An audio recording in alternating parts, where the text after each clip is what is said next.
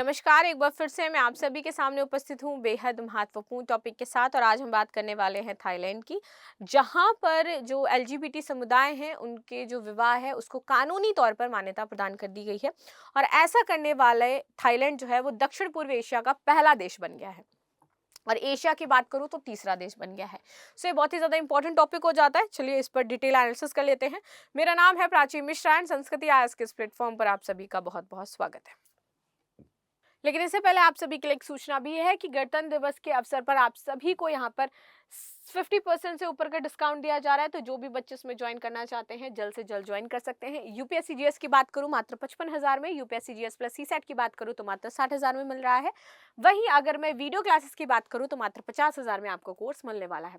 Thailand में समलैंगिक विवाह को कानूनी मान्यता। पूर्व पीएम बोले हम अमेरिका से ज्यादा खुले विचारों वाले हैं और ट्रांसजेंडर्स को भी शादी का पूरी तरीके से अधिकार है। ठीक है।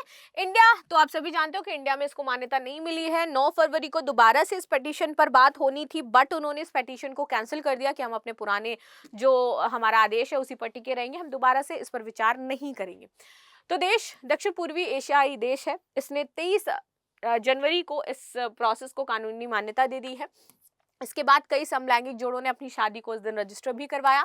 न्यूज एजेंसी एएफपी के मुताबिक एशिया में ताइवान और नेपाल के बाद थाईलैंड तीसरा देश है जिसने समलैंगिक विवाह को यहाँ पर मान्यता दी है। अमेरिका से ज्यादा खुले विचारों वाले हैं तो यहाँ के हैं पूर्व थाई पीएम श्रेष्ठा थिविसन। इनका कहना था जब ये वाला इन्होंने प्रोसेस पूरा लागू हुआ तो उन्होंने एक तंज कसा अमेरिका के ऊपर, कहा कि हम अमेरिका से ज्यादा खुले विचारों वाले हैं और समलैंगिकों को भी यहाँ पर क्या है, गर्व से अपनी शादी करने का अधिकार है। अब नए विवाह कानून के तहत क्या होगा कि पुरुष महिला पति और पत्नी की जगह जेंडर न्यूट्रल जो शब्द हैं उसका प्रयोग यहाँ पर किया जाएगा।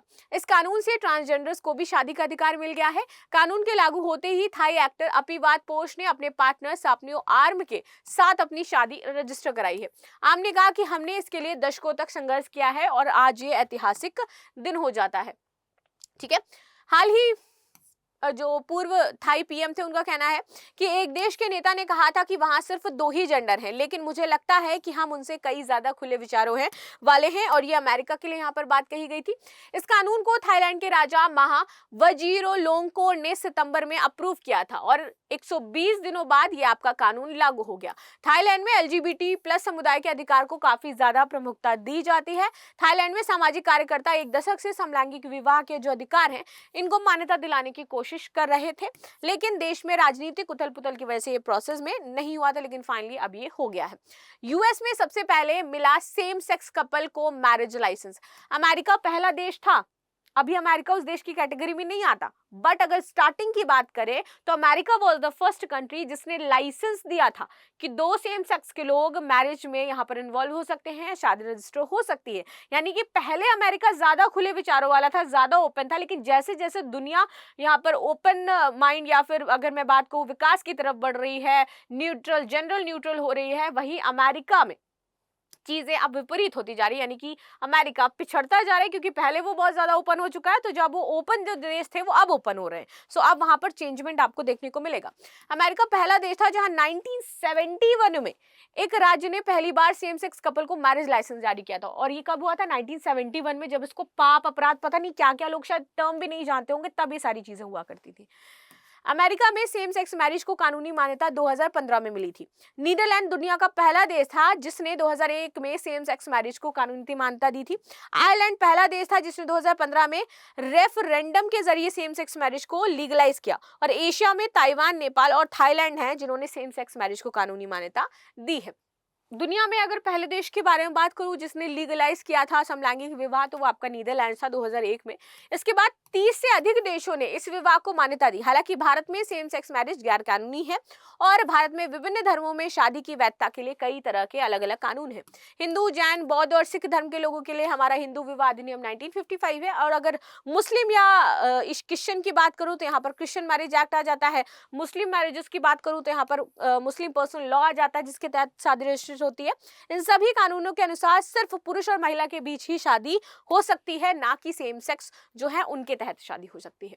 ठीक है, समलैंगिक रिश्तों के इतिहास के बारे में बात करें तो ये जो कहानी हमें सुनने को मिलती है ये मेसोपोटामिया से लेकर के प्राचीन यूनान, चीन, जापान और अन्य सभ्यताओं में फैली हुई है, और ये हर सभ्यता में आपको सेम सेक्स मैरिजेस और सेम सेक्स जो कपल्स हैं इनके बारे में जानने को मिल जाएगा। ऐसा नहीं है कि कुछ अलग से नया सा आया है, बट क्योंकि लोग ओपन हो चुके हैं, बात करने लगे उसके बारे में, मान्यता दी जाने लगी, उनके अधिकारों के बारे में लोग जानने लगे, तो अब हमें ये ज्यादा दिखाई देते हैं। लाइक सोशल मीडिया पर बात करूं तो दिखते हैं, या फिर ऐसे बात करूं तो हमें दिखाई देते हैं, वरना पहले बहुत ज्यादा इनके अधिकारों के बारे में बात नहीं होती थी, ये दबे हुए थे, इनको कोई सम्मान नहीं देता था, ये सारी चीजें थी, तो ये बहुत खुल करके सामने नहीं आते थे। लेकिन जैसे जैसे अब समय बदल रहा है ये सारी चीजें ओपन होने लगी हैं और लोग इससे खुश भी हैं।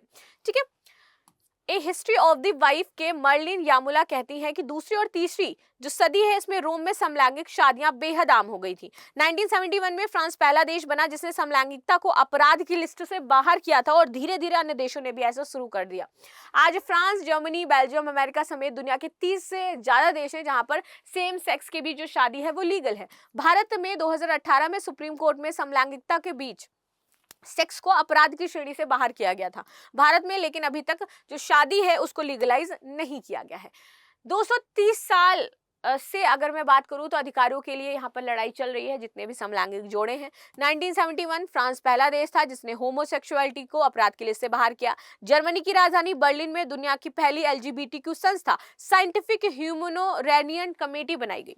ठीक है, 1933 अमेरिका में पहली बार एलजीबीटी समुदाय के लिए मेटाचिन सोसाइटी नामक गठित की गई थी, मेटाचिन नामक सोसाइटी। 1953 अमेरिकी राष्ट्रपति वाइट दी आइजनहावर ने एलजीबीटीक्यू प्लस की पहचान कर उन्हें नौकरी से बाहर निकालने का आदेश दिया था। 28 जून 1969 को न्यूयॉर्क शहर ने गे बार स्टोनवॉल इन की पुलिस ने रेड मारी थी, जिसके बाद देश में हिंसक विरोध प्रदर्शन हुए थे। 1969 अमेरिकन साइकाइट्रिक्स एसोसिएशन समलैंगिकों को मानसिक बीमार यहाँ पर मानने लगा था, और मानसिक बीमार मानने से इनकार कर दिया था क्योंकि पहले इनको मानसिक बीमार बोला जाता था अमेरिका में।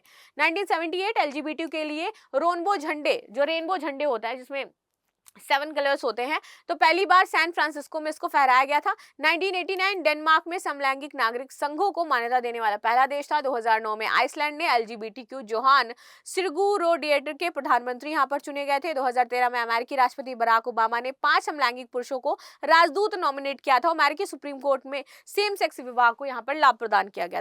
2018 की बात करें तो भारत ने क्या किया, इनको जो सेम सेक्स मैरिज को अपराध पहले माना जाता था उस कैटेगरी से बाहर किया, और 2020 में रूस ने संवैधानिक तौर पर एक अमेंडमेंट ला करके सेम सेक्स मैरिज को देश में बैन कर दिया। तो ये रूस पहला ऐसा देश था जिसने इस तरीके की चीजों को बैन किया है एक अमेंडमेंट करके, बाकी किसी भी देश में अभी ऐसा कोई अमेंडमेंट किया नहीं गया है।